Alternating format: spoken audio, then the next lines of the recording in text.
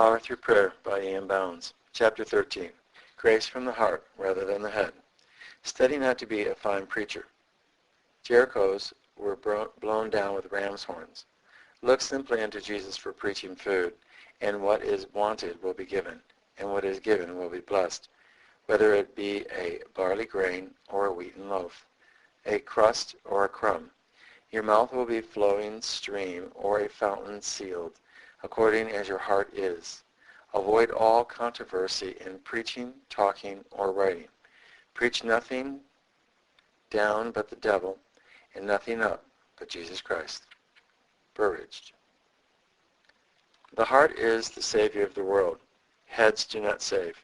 Genius, brains, brilliancy, strength, natural gifts do not save.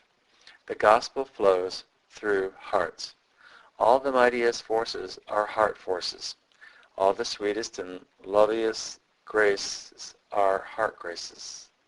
Great hearts make great characters. Great hearts make divine characters. God is love. There is nothing greater than love, nothing greater than God. Hearts make heaven. Heaven is love. There is nothing higher, nothing sweeter than heaven. It is the heart and not the head which makes God's great preachers.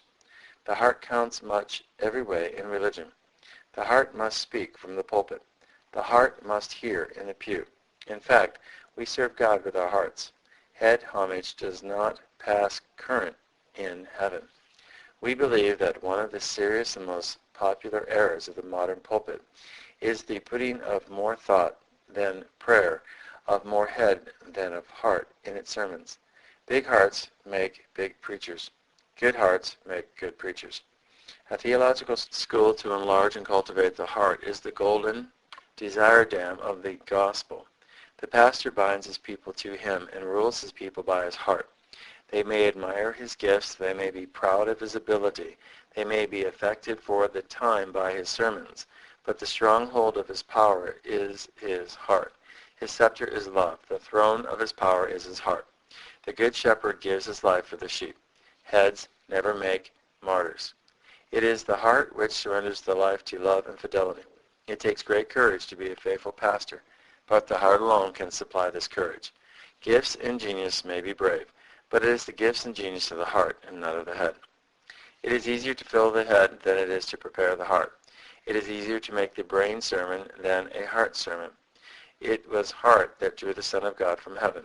It is heart that will draw men to heaven. Men of heart is what the world needs to sympathize with its woe, to kiss away its sorrows, to compassionate its misery, and to elevate its pain. Christ was eminently the man of sorrows because he was preeminently the man of heart.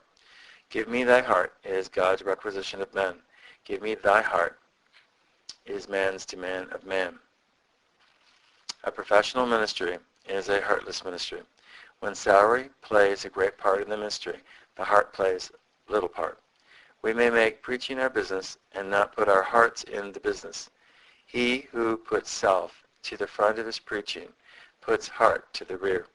He who does not sow with his heart in his study will never reap a harvest for God. The closet is the heart's study. We will learn more about how to preach and what to preach there than we can in our libraries. Jesus wept is the shortest and biggest verse in the Bible. It is he who goes forth weeping, not preaching great sermons, bearing precious seed, who shall come again rejoicing, bringing his sheaves with him. Praying gives sense, brings wisdom, broadens, and strengthens the mind. The closet is a perfect school teacher and schoolhouse for the preacher. Thought is not only brightened and clarified in prayer, but thought is born in prayer. We can learn more in an hour praying, when praying indeed, than from many hours in the study. Books are in the closet, which can be found and read nowhere else. Revelations are made in the closet, which are made nowhere else.